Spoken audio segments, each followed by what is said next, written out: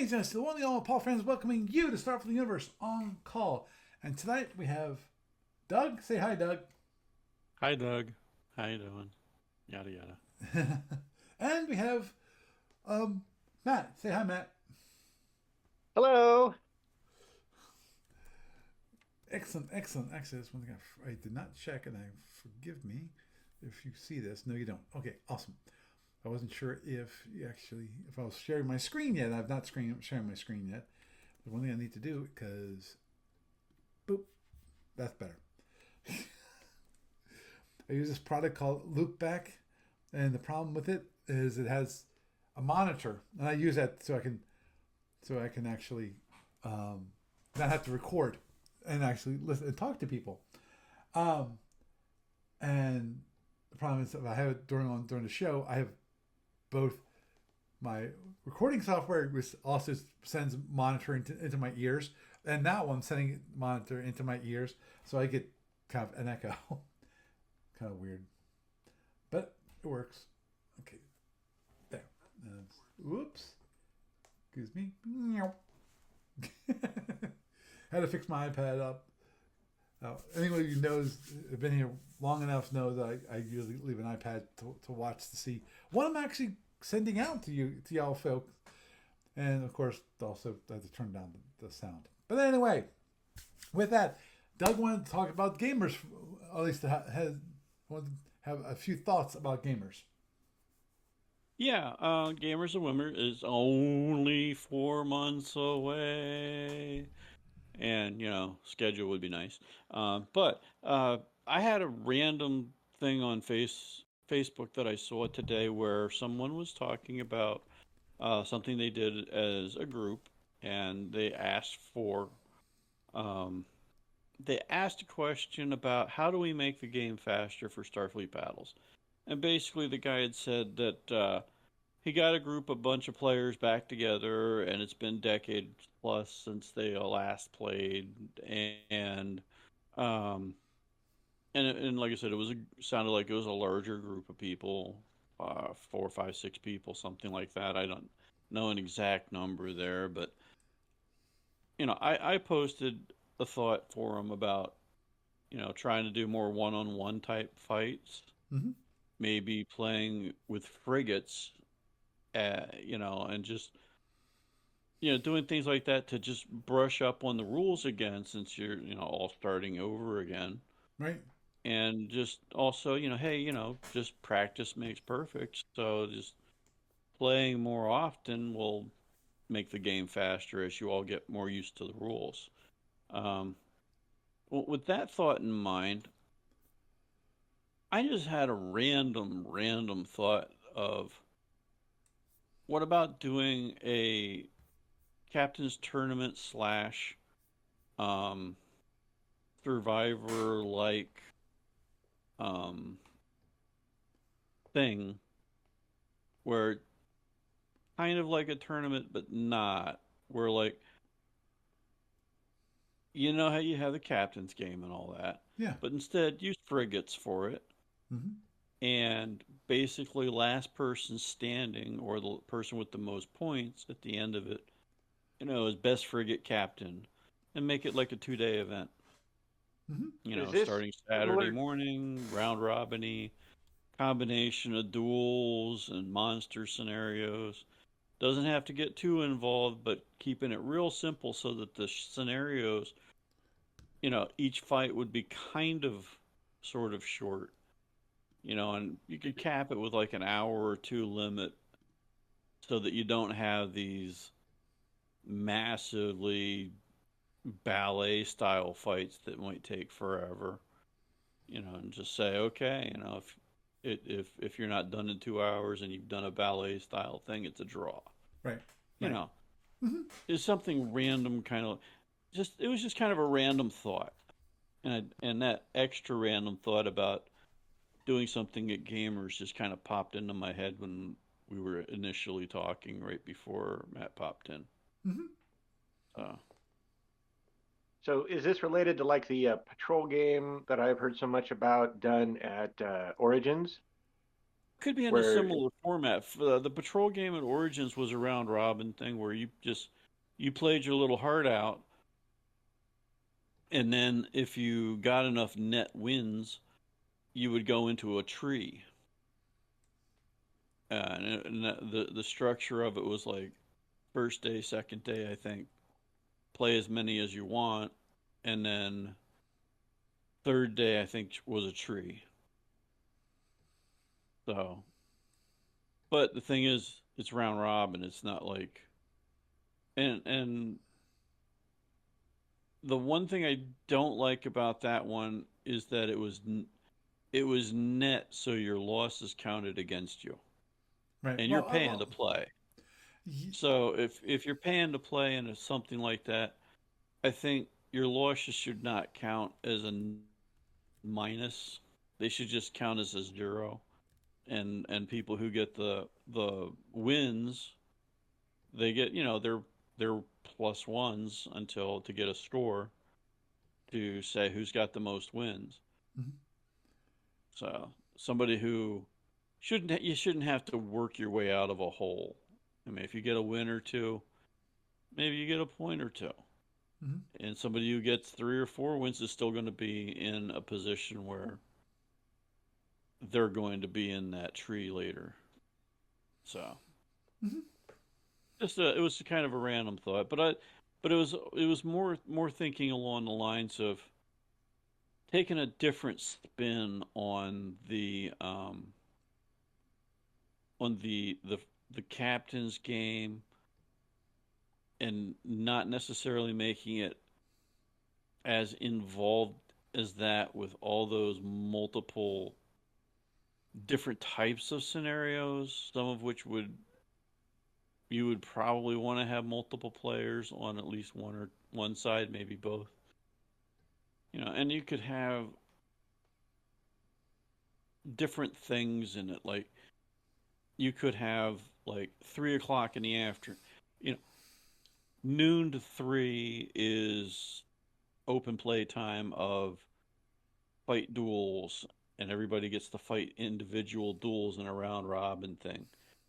And then 3 o'clock might be, or 4 o'clock might be, we're going to have a Grand Prix style thing where here's a course laid out on a huge multi-map thing with maybe some wormholes or whatever, you know, different ways of getting around the map and different objectives of like, you know, you get to point A, you get to point Y, you get so many points, and anybody can shoot anybody. So you might end up with fights and duels, and you might end up with maneuver and objectives and just something randomly different, but on a scale of doing it with a few approved frigate fits Mhm.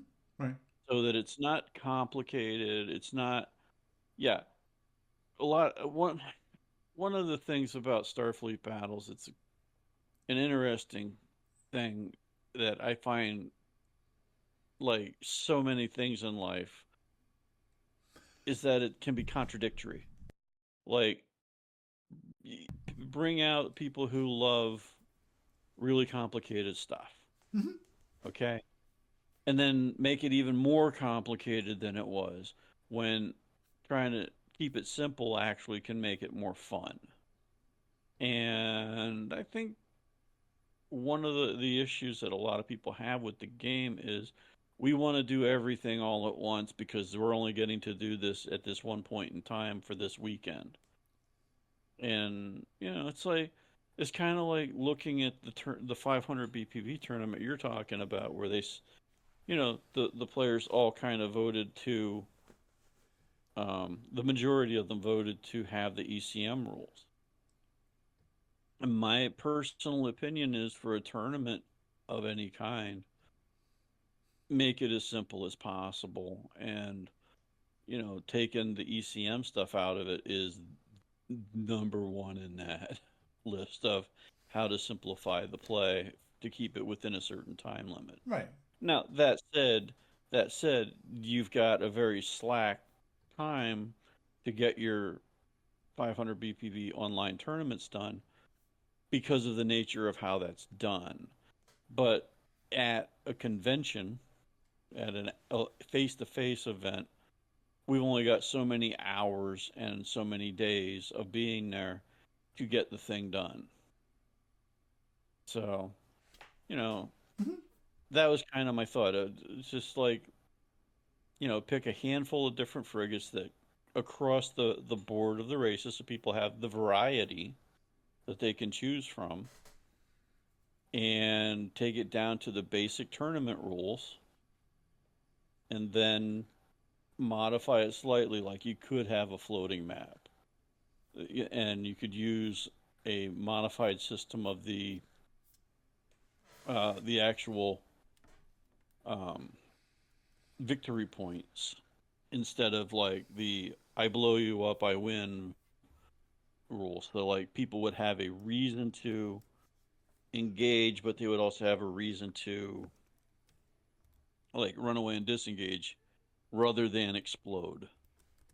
Right. So, and you could also have it so that in each of the fights where ship versus ship, it's literally, you know, your points are on the line. You're not playing on the opposite side. You're not playing surprise reverse where, one side is the four gimped ships at weapon status 0, and one guy's coming in to make his points for the scenario um, for the campaign. No, you don't have that. You have both players are coming in with their regular ships.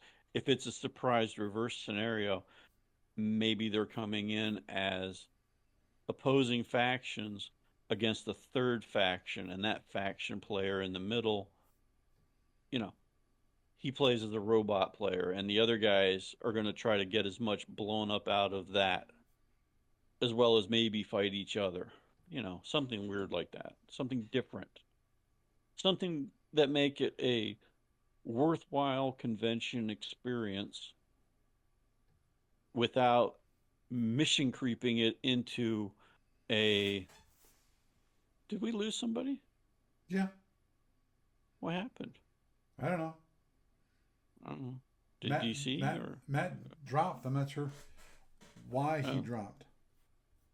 okay. Um, well, hopefully he'll come back. Yeah, yeah. Come back. My from the But sounds of it, from the before we started, um, sounds like that he was planning to be here. You know. okay.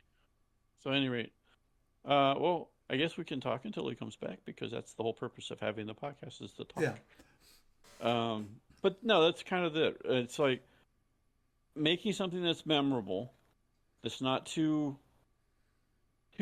specific that people might get so turned off by it. Like I could see people not wanting to come out and play the Tholian wedding cake. I could see people not wanting to come out and do like, Operation Cavalry or the Lone Grey Wolf campaign or something like that. But you can also see people coming out to do like a bunch of the ones that are specifically set up for tournament play Mm-hmm. or for convention play. Mm-hmm. So that was kind of my thought there. Welcome Okay. back. Yep.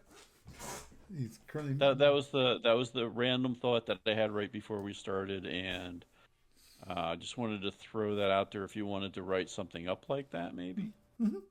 Mm-hmm. and then Yeah. maybe that Yeah. could be like a different kind of thing, Mm-hmm. and we could like slap it onto a whole bunch of like Starfleet Battles Facebook threads and say, hey, we're going to do this different thing in this way at this event over the course of 2 days. Mm-hmm. If you're interested in it, come on up. Right. Right. And obviously, if we want to, we could do something like a PF Derby, which is always interesting and always nice in that with PF Derby is that you have a very small ship and people get blown up pretty quickly because of PFs overall Mm-hmm. or unlike like frigates and cruisers. In my mind, the big thing about PFs is that the amount of firepower that they have is lot, it's at least a little greater than their defensive capabilities.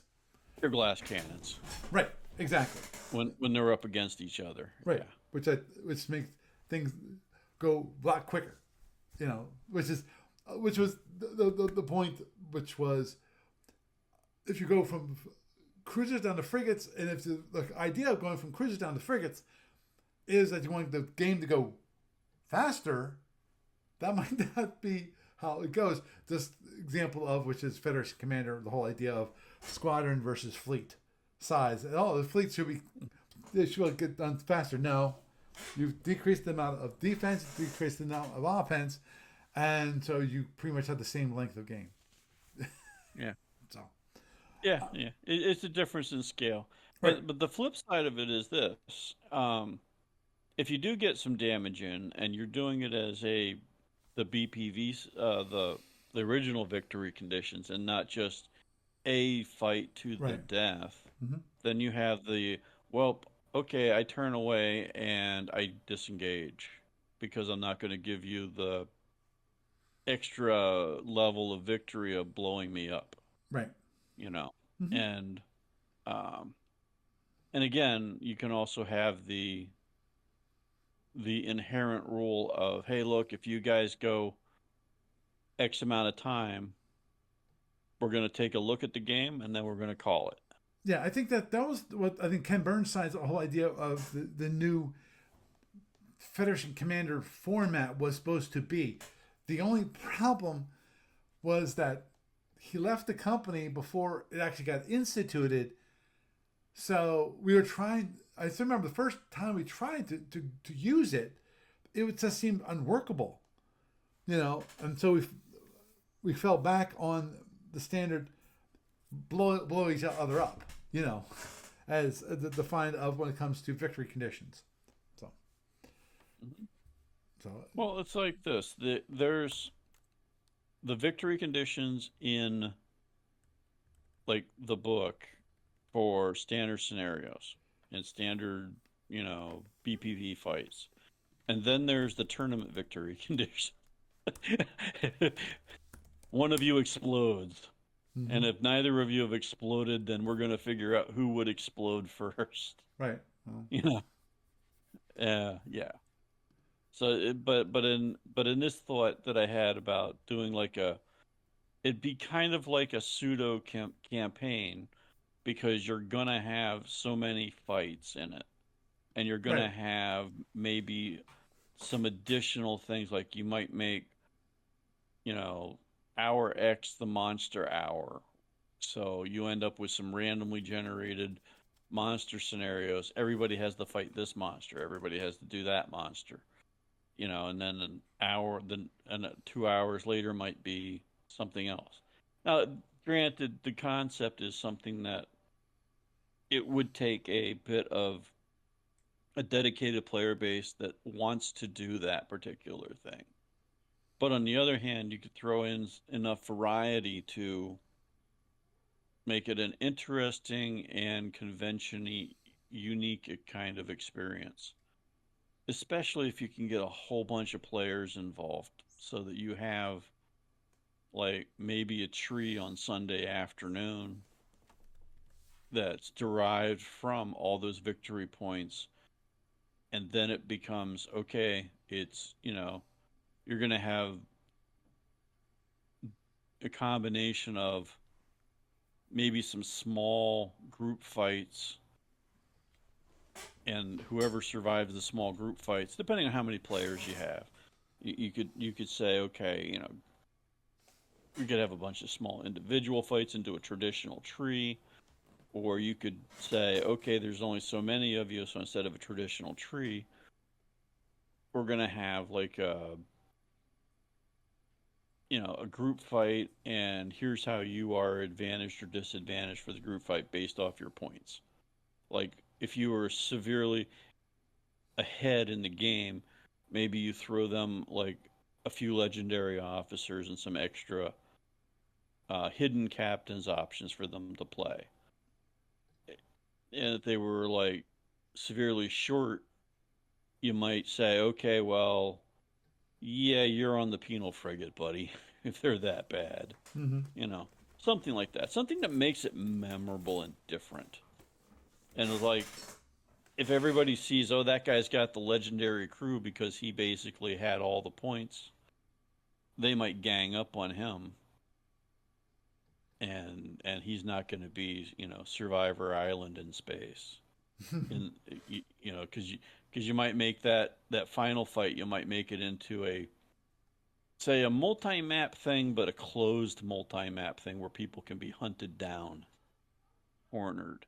You Right. have to deal with different terrains. Like you could have like an asteroid field in as is one map, and then attached to that map on each side, you could have like, maybe a nebula on one side and open space on the other, and some random little planets, maybe a gas giant on one side of it, and just go to town. It's Mm-hmm. like last ship still existing wins, or you know gets to claim the system for their empire. Do you think this is something we can do next time we run the 500 point BPV tournament? Hell no. I mean, yeah, maybe. I mean, sure, anything's possible with that. I I'm just throwing some things against the wall to see what might stick there. Because I mean, you know, and I'm trying not to mission creep it, but I want to have it as something where it could be, you know, different, memorable, and simple to run. So, I like the idea of adding terrain to something like that, to a free for all. It kind of mixes it up, makes it memorable. I agree. and the other side of it is not just one terrain type, but like, yeah, for instance, if you have like the random monster time could also be random terrain time, you know, but everybody has to do the same thing. So nobody's particularly disadvantaged and gets, hosed because they got the hard one and everybody else got the easy one. Mm-hmm. So, but in that final fight thing, you would have like a good chunk of differences in space to run around through. Some people might find it advantageous to run through the asteroid field and fight. Especially if you're fighting against plasma, or you want to give somebody else a simple ECM shift without having the full blown ECM in the game. You know, you could say, okay, for every hex you're shooting through, you're getting the ECM negatives of shooting through an asteroid field if there is one, or you could make one up. You could have the thing about like, oh, if you have your shields down and you're over in the nebula, you're going to start losing crew units, you know, things like that. Random thought, something very different that would be like outside of the scope of your normal weekend home game, Right. and This maybe in sounds the like lines of the club thing. a tournament scenario that was in the that where you had a bunch of ships trying to go through a race, and then every some odd hexes there was a new terrain type. Yeah, I know. I know you're talking about. Actually, no. I think is it related to Black Hole Mania? Is it Death Race 3000? No, there is one. Yeah, Death Ray 3000, which you went around the board in in a circle. Well, a racetrack formation, which was interesting. It was as part of module the T. Um, they had the scenario listed in the module T, so that people could I play got at you. conventions, which was very interesting. Also, they had. I remember actually playing one Black Hole Mania at Origins in Columbus. It was Columbus. It definitely was Columbus.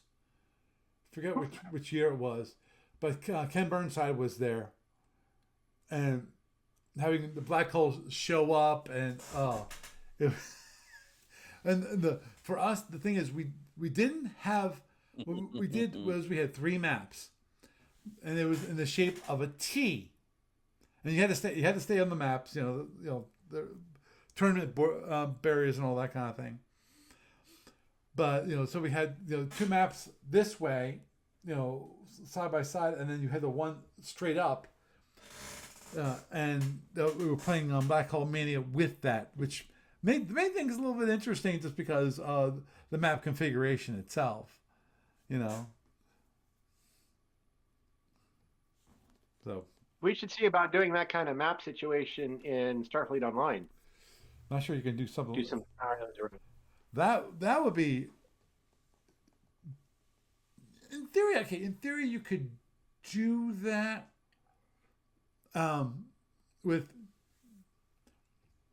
basically making a very large square board, and then say, okay, these 2 areas here and here, those are off limits, and maybe create like a map that people would load up. I upload it to the library so that that could be assigned to the groom, and then those 2 areas would be blocked out for the map. So that'd be the interesting map. To me, I would love to have a more than 2 player game going. I would love to try that on SFB Online. The tough part, obviously, is always scheduling. That's always the biggest issue in the entire world, and that's why usually things like that, things like the PF Derby, or Demolition Derby, or Black Hole Mania, those things are best played in person, because of, especially for conventions where you're already there, so you already have dedicated the time. You just decide, okay, the time at the convention I'm going to spend for this few hours or whatever, 3 or 4 hours. I'm going to play this one game, at that location.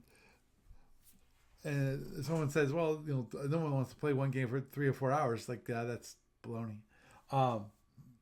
Starfleet Ballast is one of them. There's multiple F&E kind of strategic games which you can easily play for more than 3 or 4 hours. It's just, and I've played in some of those games. Oh, dude, if you're going to play F&E at a convention, you're basically going to do one of 2 things. Very short scenario, generally speaking. Or very long. Or you're doing it for the whole convention for one freaking game. Yep. And that's what people have done at Origins, so that it was quite interesting in that. But that's also why they go there. Right. Oh, I agreed. That's why they went there. And don't go, please don't get me started on Origins. Yeah. Just we can avoid that. We can avoid that. We've had this discussion multiple times in the past, and I don't want to just regurgitate the same issue when it comes to okay. Moving on. Skipping Origins. Moving on. Unlike everybody else, I'm actually going to show you what my fleet is. So if Justin seems to be happen just to come by and watch the YouTube video, fine, have fun. Do I care? No, I really don't. I think you do. Because it's an Andromedan fleet, which means, what does that mean? That means that there's no shuttles, there's no wild weasels, there's no seeking weapons. It's an Andromedan fleet. Makes things a little more interesting. Got those nice little dizzy devs. Yee! Let's have fun. So, aren't your satellite ships the actual seeking weapons? We can consider them that way, yeah. Only if they're Cobras. my dear friend. You showed. Okay.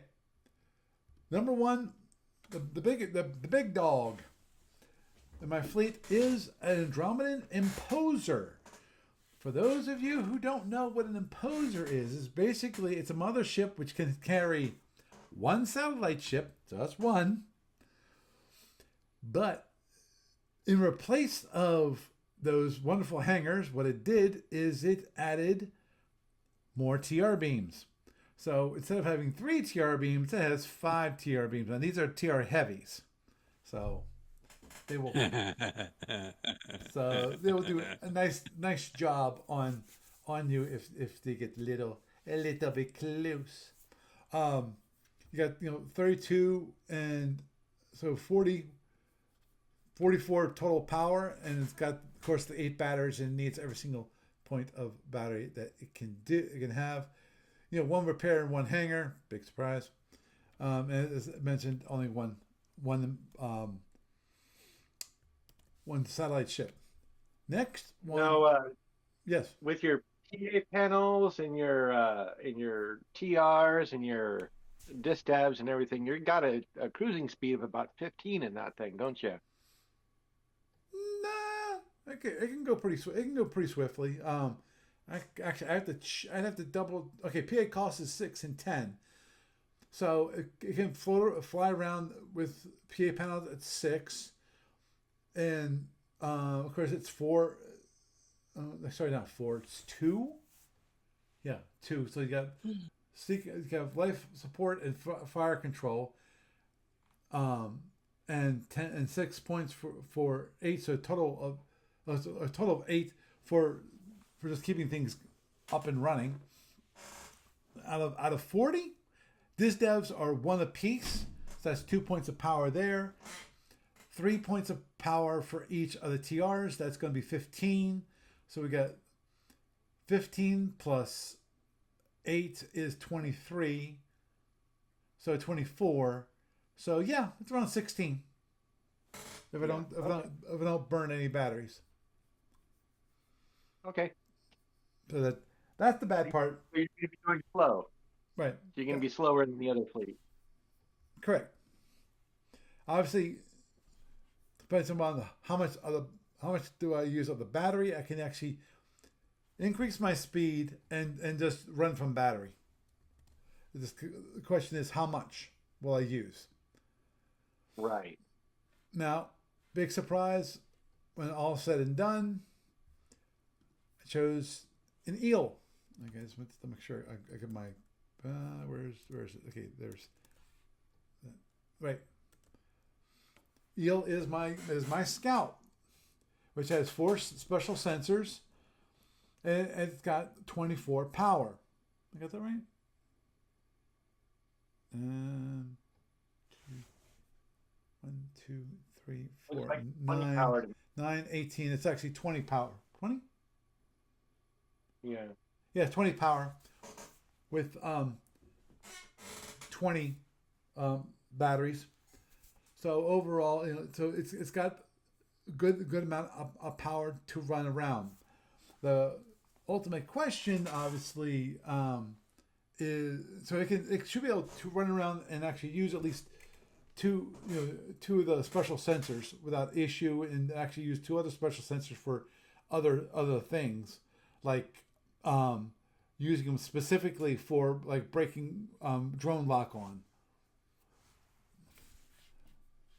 And because that's relatively cheap versus EW.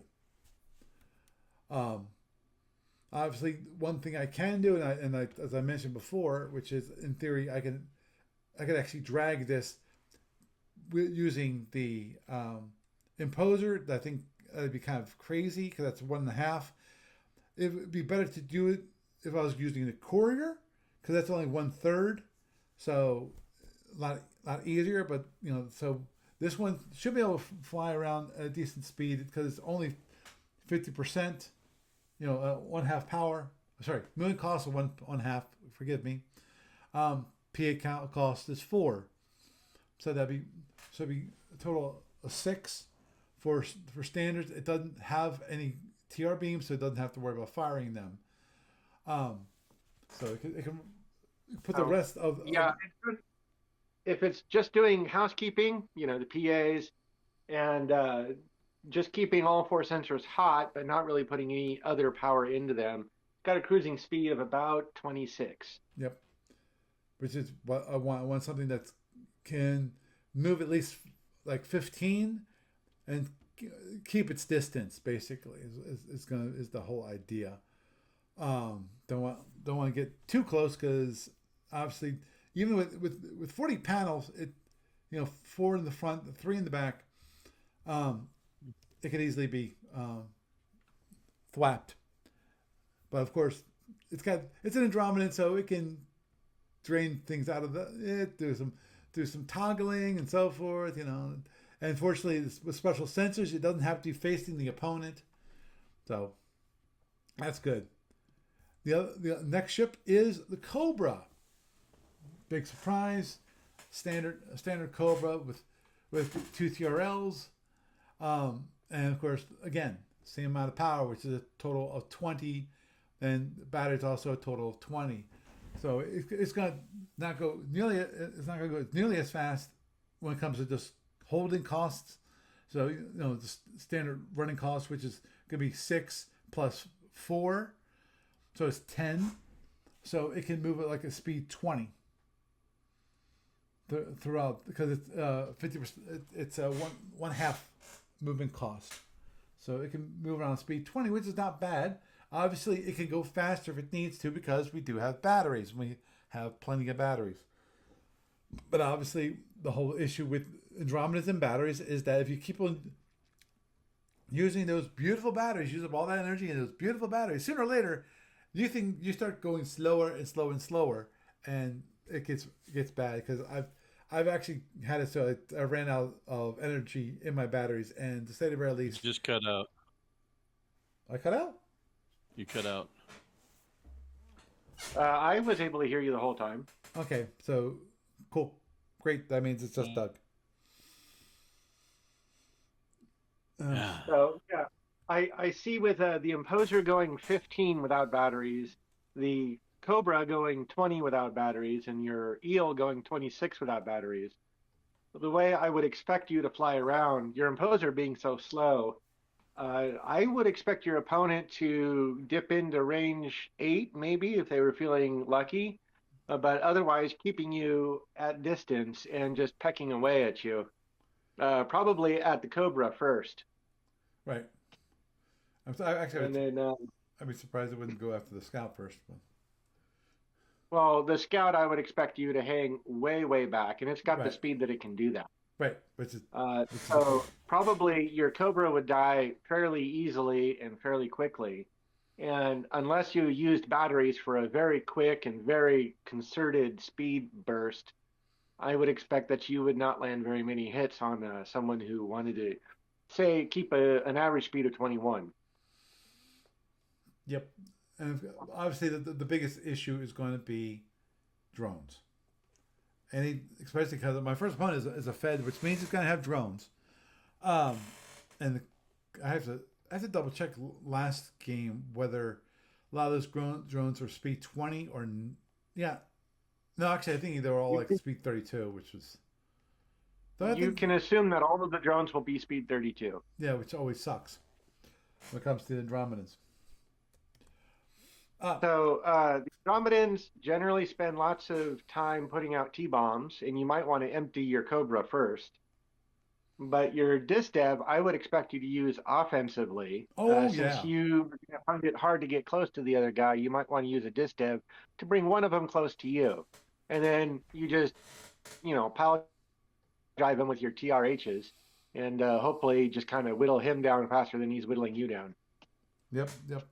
Definitely, that's one thing I plan on doing, which is using the Disdevs to break up his fleet. That's going to be the main use of the Disdevs. At least that's the plan. So the idea is separate one, and go for attack possibly one of the smaller ships, so I can easily just blast it, knock it out, and move on. Or possibly one of the larger ships and bring it closer to the Imposer, firing, all 5 TR heavies at around like range 5. And if I get lucky, that's 100 points of damage right there.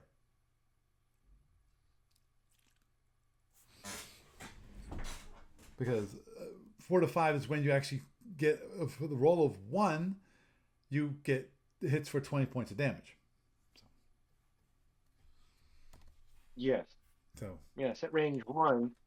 Yeah, your average damage is at range 5. Let's see here, is somewhere around 16 or 18 points per TR. So yeah, you're looking at about 80 points of damage just on TRs right. at range 5. Now, I think you're going to have a problem getting to range 5. I think they are probably going to want to fight at longer ranges, so you may Oh. actually end up having to take a range 8 shot. Well, that's the whole reason for the Dizzy Dev. If I can get him, if I can pull one ship which is close, possibly if I'm really lucky, move him 6 hexes towards me. I can get within range 5 of him, while the rest of his fleet might be at range 11. Mm-hmm. Yeah. Obviously, part of that is going to be my own. It's going to be luck, and I understand that. But yeah, I know what you're referring to. Yeah, I got it. And it's just a reminder for all those. It's going to be interesting because I developed the client. Therefore, I get all the new goodies before anyone else gets those goodies. And one of those goodies, of course, you consider it a goodie. I'm not sure I consider it a goodie, which is basically updated random number generators. Now, yeah, I can easily see Justin complaining about that, but it's random numbers. And yet he took a Fed, and he's going to complain about his dice luck.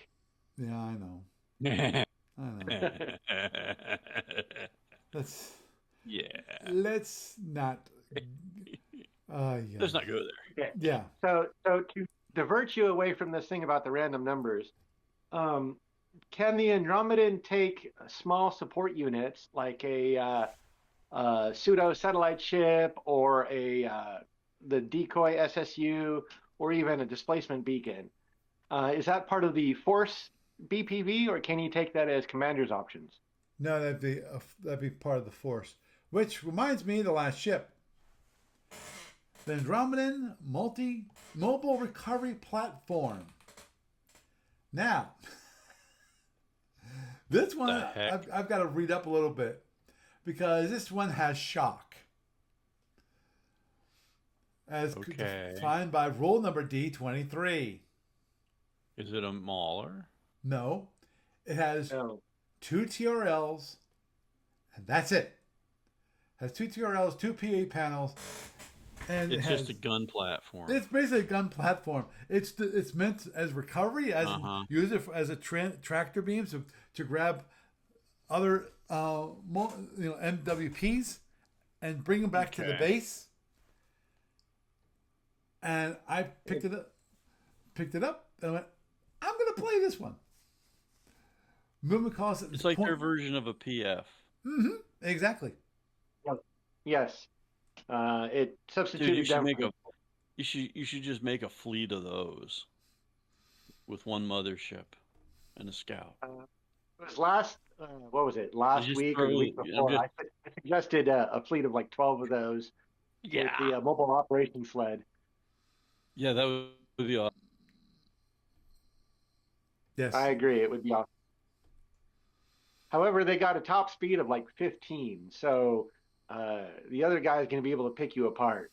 If they do 25 points to it, then they kill it. Yeah. And so. Oh yeah. Yeah. I assume it will die. It's target practice. They'll be popcorned to death. That's why I'm not too concerned about the shock. I don't expect the important thing is that it's like a mauler. It's a target. It's something that they spend their weapons on, so they're not shooting at something important. Bingo. So I see the reason for it. Mm-hmm. but you're going to have to keep that one in the hangar until you get close to the other guy, because there's no way it's going to keep up. Well, that's also the plan, which is to have it so it's actually in the hangar of the imposer, and because it can't go that fast as it stands, and even when you actually transport out a ship, which I have to figure out what the transport costs would be for this, transport out a satellite ship, and it takes I think it's 4 impulses. I got to check whether it's 4 or 8 for it to gain it, but also it's limited to speed 10 during that time. And this maxes out at like speed 15. So okay, what's the big difference? Right. So definitely, it'd be perfect for that pop out, because in theory, the transportation cost for this should be very small, because I think it's a point of power, I think. So yeah, you're right. This one.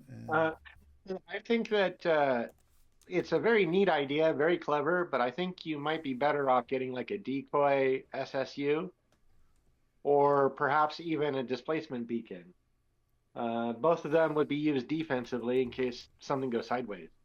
Yeah, I disagree with that a little bit. The one thing that I thought I was thinking about a little bit, and I was like, I'd like to have more firepower, which is possibly an E module. That might have been that was an idea. And there's satellite. Yeah, that could help. Okay, yeah, because the small ones are 3 points. That's for the Viper size. And so this is before the MWPs. Actually, do they have? Okay, MWP. And this is the power absorbers. So there. Okay.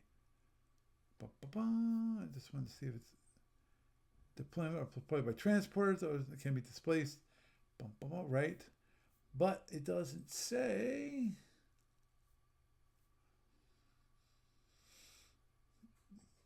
Okay, it's one evil, whatever.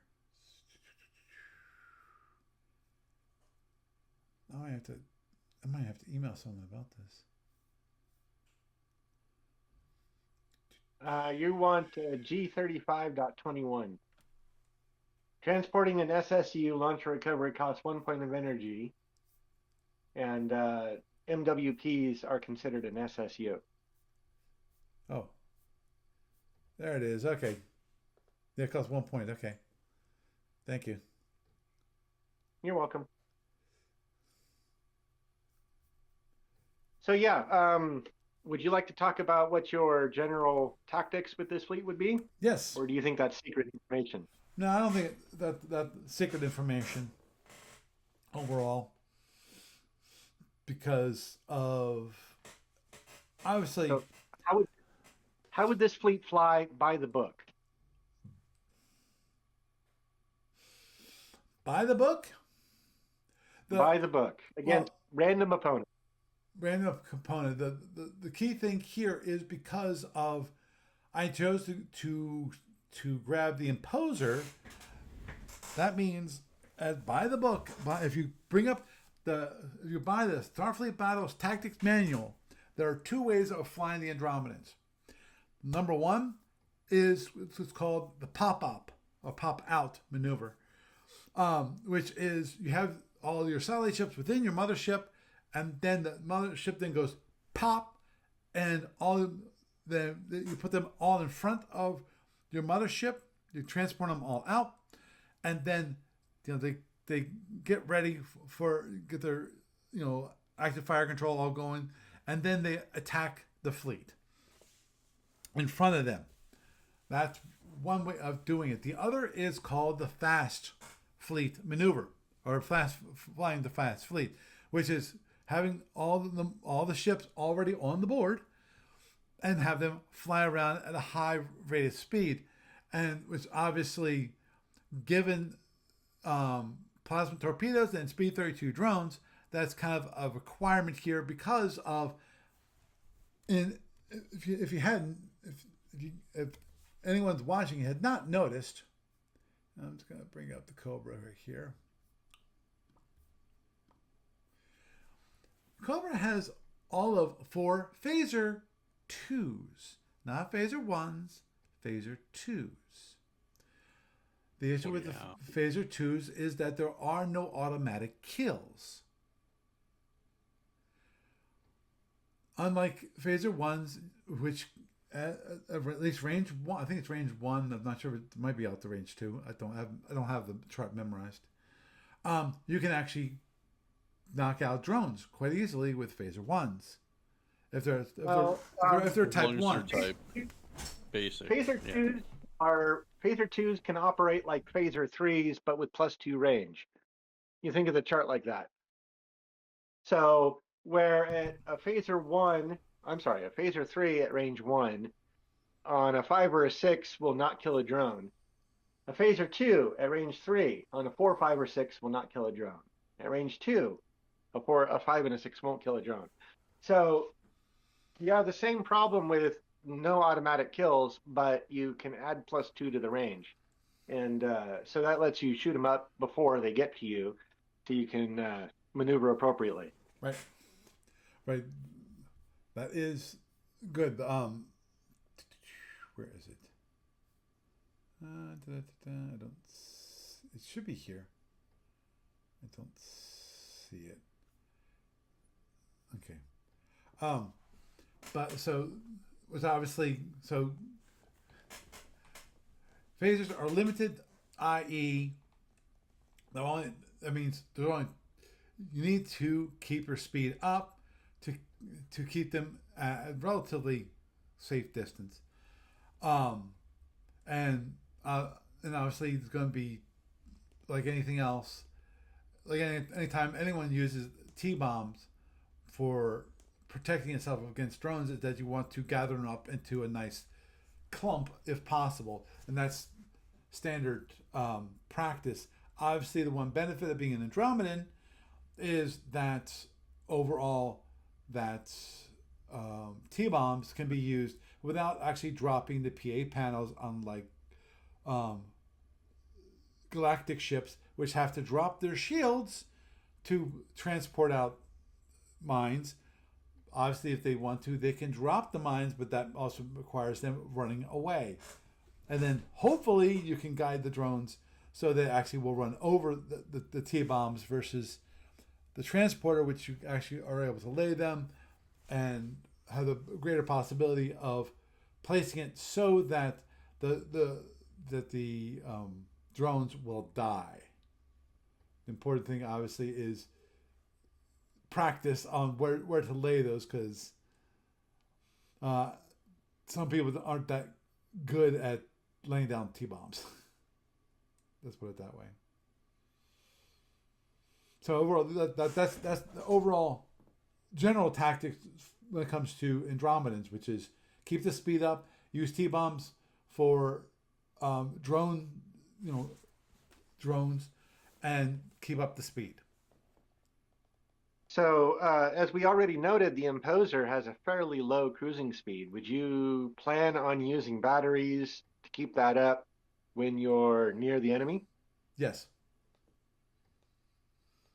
I definitely would. Okay. So that, therefore, hopefully, I would get a possible tactical advantage of speed over my enemy. Well, having so much battery power, you would have a tactical advantage of speed plus EW over your opponent, because you have your scout that can fairly cheaply loan to your Imposer. Mm-hmm. I don't see you spending a lot of time with the eel trying to loan to your Cobra, because your Cobra is not terribly important to your fleet. Correct. So that is actually kind of a net benefit because you're only protecting one ship with your scout. Yep. So yeah, And hopefully that I will be able to at least inflict damage, knock down shields. Hopefully, if I'm really fortunate, knock out a ship before my Cobra is gone. It's completely toast. yeah, I would. I expect the MTP to die really glorious death on the first time I put him out. Yeah, probably that might be the first one because, as I said, it only takes about 25 points to kill it, maybe 30. Yep. And then, yeah, your Cobra will be next. It will probably come away damaged from the first combat run. Mm-hmm. Yep. The real So question is going to be because I will be facing feds. Of course, is there's the one when it comes to just a fed fight overall, like any other fed fight, which is of course how do the feds use their their photon torpedoes? well, I don't expect them to proximity fuse against an Andromedan. So they're probably going to go overload and punish you if you go for a range 8 shot. Mm-hmm. Well, that. We can assume they've got a scout. They Yep. might force a neutral EW environment, in which case, if they're sporting, say, 12 photons, that would be 3 ships. We could expect 6 of them to hit full overloads. That's going to be, what, 72 points of damage? Yep. And then phaser one's on top of that. So I could see them getting through your front panels of your imposer. Mm-hmm. It's definitely possible, and that's in that case. The the question is, um, will they wait? Because As a Fed, I would wait because I would expect you to try to go for a range 5 shot. mm-hmm. And not just that, also remember the one thing which is, of course, that when it comes to the Andromedans, obviously at some point we have to turn. And show your rear. Yep. Yeah. Although you're not likely to do that until you've already destroyed a ship. Mm-hmm. Mm-hmm. That is true. That is true. So let's move on to some of the other fleets, if you don't mind. Yes, I would love to move on to some of the other fleets. Okay. Well, I've seen a couple of the battles already. I'm participating with a Hydran fleet that's Hellbore centric. I'm fighting up against a Lyran fleet that is large ship centric. I've seen the Klingon fleet is centered on D5s, the war cruiser. Right. And the Vudar fleet is kind of well, I've talked to the player. He thought we were still playing under the previous rules of that you had to have a size class 4 ship. So he's got a couple of size class 4 ships and a couple of size class 3 ships. Okay. Kind of like what I played last time. This is what I did. I Yeah. 2 size 3, 2 size class 4. Yes, very much like that. So I'll talk about mine since it's kind of fresh in my head. Mm-hmm. I took a couple of. It was a pair of Iroquois, which are Hellbore variants of their NCA, and I took an IRC, which is a Hellbore version of their new command cruiser. The IRC is basically an IRQ, an Iroquois, where they replaced a couple of phasers with fusions, largely. So they all fly the same. And as a result, I've got 12 Hellbores. I have no scout. And I got a cruising speed of about 24, if I recall correctly.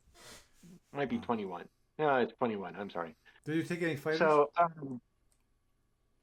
each one has a pair of stingers, and they all have warp booster packs. Hmm. So yeah, the standard procedure I was planning on doing with this fleet was put out the fighters with a pair of EW pods, and so they've got a max speed of 28. My ship's coming up behind them with a speed of about 21, and cruise into range 15 to the opponent. Have my fighters cruise into range 10.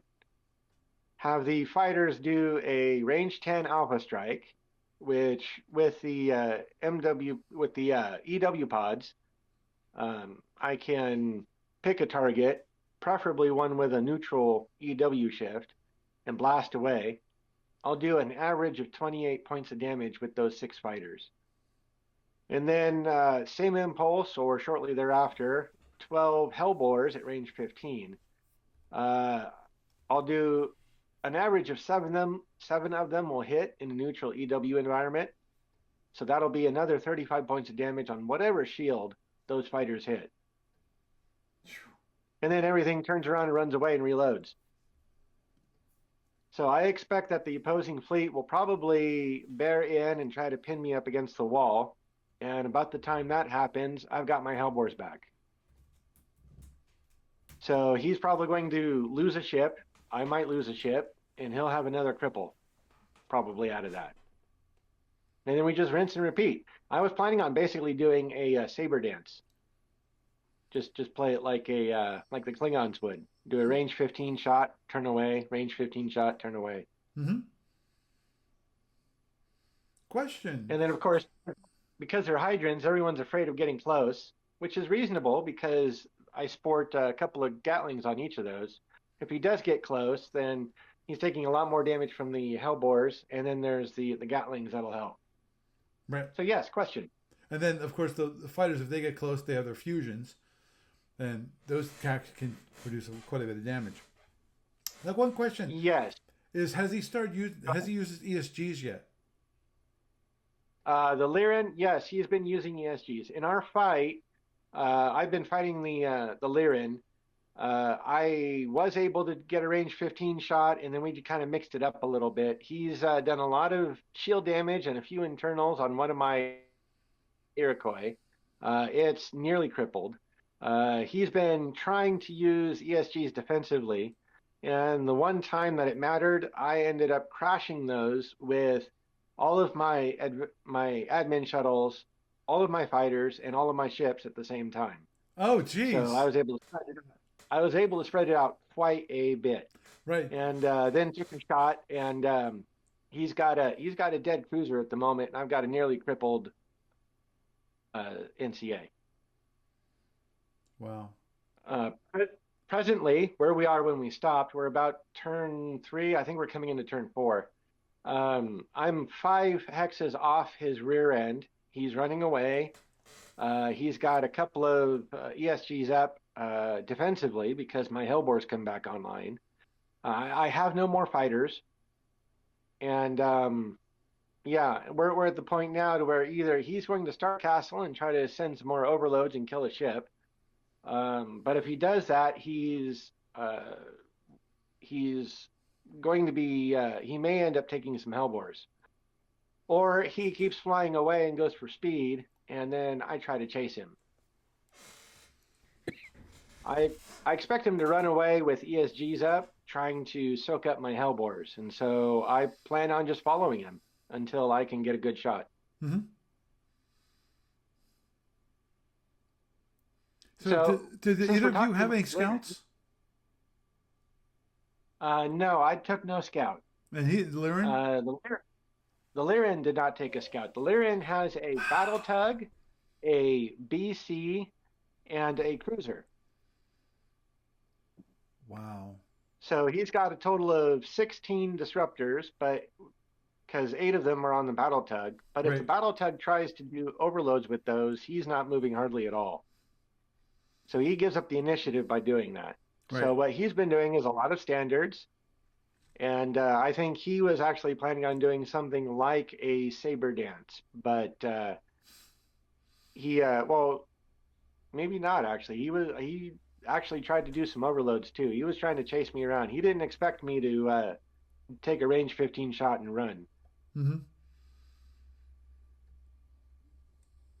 Yeah. So he's been doing a fair amount of overloads. I think he was planning on playing like a Klingon.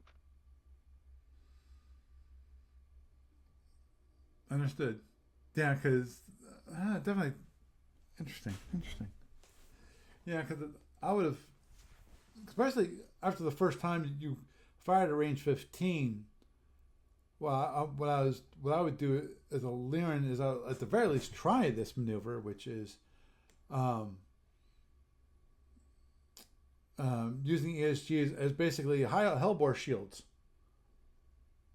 You know, He's presently trying to do that. He didn't have them up when I did my range 15 shot, probably because he didn't expect me to do that. right, right. I'm saying at the first time, which is it shows your obvious your more to what your plan was, your strategy for the scenario. First, on the first time, I can understand not having them up.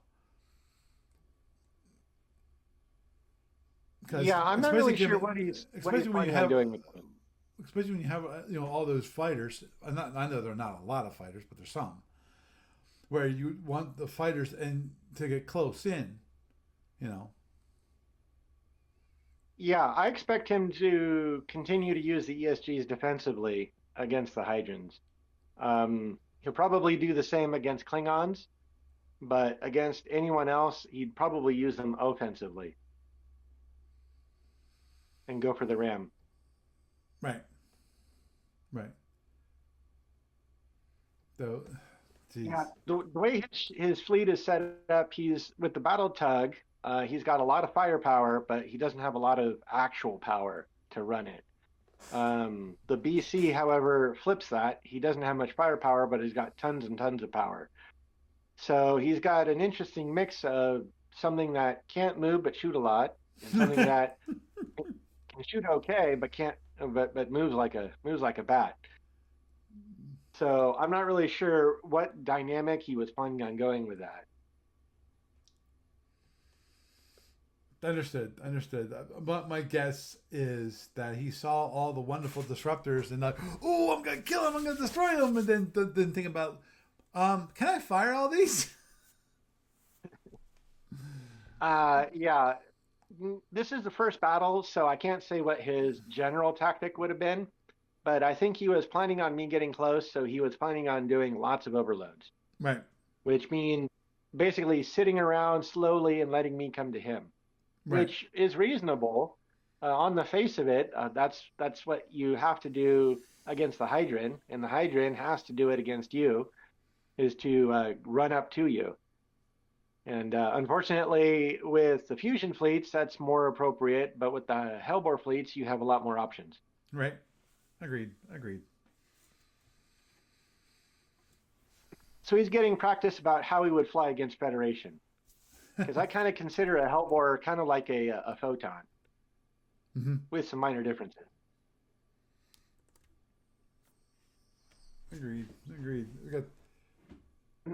And then there's the Klingon fleet, which is I think it's like 3D5s and also a D5 Scout. Right. And that one is a pretty nasty fleet because the D5s are already a pretty nasty ship. Yeah, agreed, agreed. Quite nice war cruisers. Still remember when they Yes. first came out. It's like, whoa, these are, especially given that they've got around the same firepower as a D7. It has better disruptor arcs than the D7 because it's like there's a front half plus L and front half plus R for the disruptors. Yes, that right there is a good reason to take them. Which I always So, enjoyed. so he's got a moderate to heavy drone launch capability. I say moderate to heavy compared to everybody else. It's not up to Gazinti standards, but it's certainly at least as well as you'd see on the Feds. And he's got lots of disruptors, and he's got a scout. So I would expect him to do lots of saber dancing and maybe even dip into overload range and try to mix it up there. He's probably got the K refit on everything. That means extra phaser ones instead of phaser twos. So he could be pretty dangerous at overload range. Understood. So it's pop out the drones and maybe even some scatter packs, and then follow in the drones, go to range 8 and try to blast away with 12, or yeah, I think it's 12 disruptors, and then turn off and hope they don't shoot you too hard on the way out. Yeah, I think Justin was watching the game because I see this post in discussion board tonight.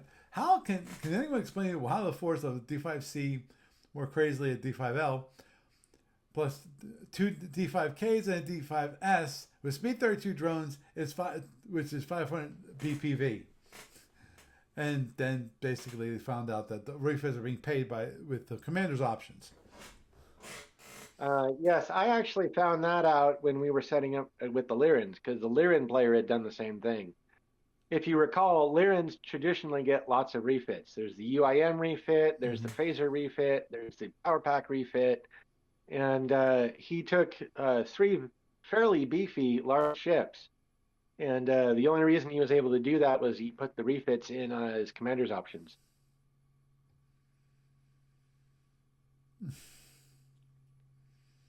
So, wow. What's the I forgot what's the limit on the commander's option? Is that 20% or? it is 20%. Okay.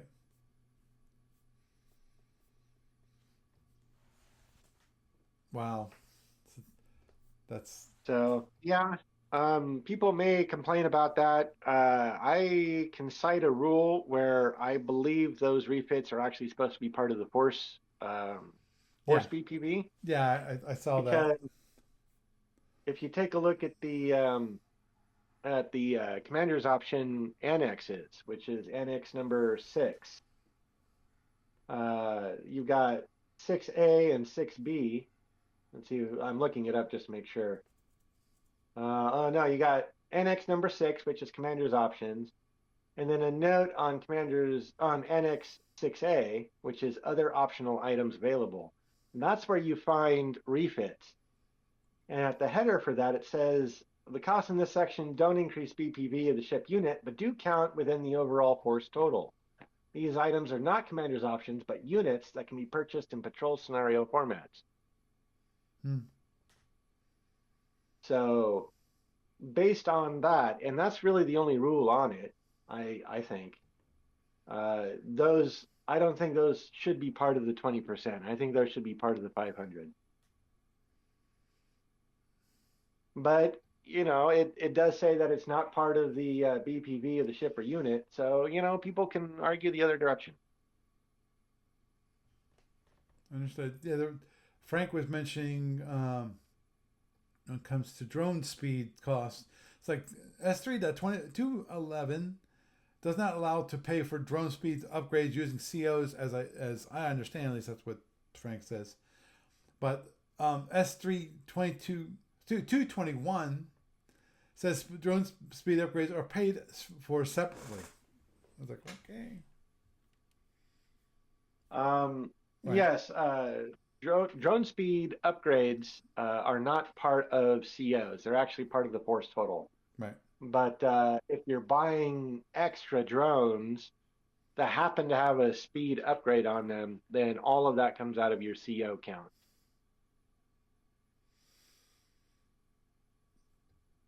Yeah, Jessica was mentioning S3.24, which is refits which are available in the year of the scenario but not specified for the ships may be purchased as commander's option in a fixed, i.e. historical scenario. That's mentioned that last bit was put in as a qualifier, basically saying the refits actually should be part of the actual BPV costs for the ships and not part of the COs. So yeah, they were probably done as commander's options as noted in S3.24 if you wanted to include them to modify a published scenario. Right. which this is not a published scenario. Right. So Right. I agree. Yeah. But Well, anyway, that ship has sailed. We'll right. say something probably after the round, but other than that, it is what it is. And my attitude is that if I get beat up because of this, then everyone else is going to get beat up because of it also. Oh, agreed. So it's an equalizer. Agreed. Unfortunately, the Andromedans don't have refits. So Yeah, and neither do the Vudar, and really neither do the Hydrons. I'm flying modern ships, so there is no refits on them. yeah, agreed. Agreed. Especially those are more of the newer ships that came Yes. out, which didn't need refits. So okay, well, actually, with Right. that, we're gonna need to wrap it up for this evening. Matt, it's been a wonderful, wonderful time to have you around, and so we could discuss ships and tactics. Thank you so much for stopping by. Well, thank you, Paul. Thank you, Paul. You have a good night. And you take care. Take care, Doug. Thanks. Have a good one. Doug, it's always nice to have you around. Yeah. Oh yeah, thanks for having me on. Let me know if you want to pop up Saturday. Okay. Well, Contact me through Facebook though, yeah, because understood. Understood. The plan is that I will be coming probably in early afternoon okay.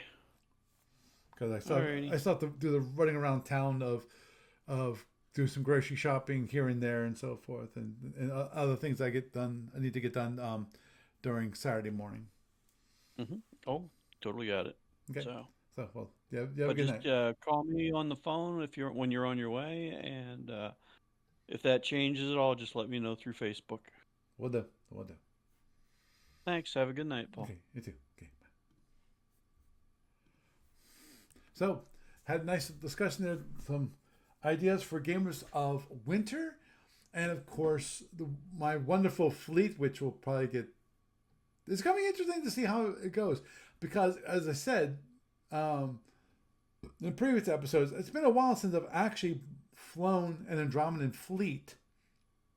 I've flown the Andromeda in tournament, which is a different beast altogether. Well, kind of a different beast. One ship against one ship. You don't have to worry about EW, and I still. But of course, the issue with having a fleet is that when it comes to batteries and managing power and all that kind of thing, they actually Lego SFB, and that'd be interesting. Um, that's now I have to manage instead of one ship, its energy. I have to do it for multiple ships, which always makes things interesting. So I'm gonna be constantly, as if I hadn't already done this, which I'm constantly checking my energy and where's battery, how to get stuff out of the PA panels into the batteries, and what do I need to do. So anyway, with that, I am Paul Franz, and I bid you a good night.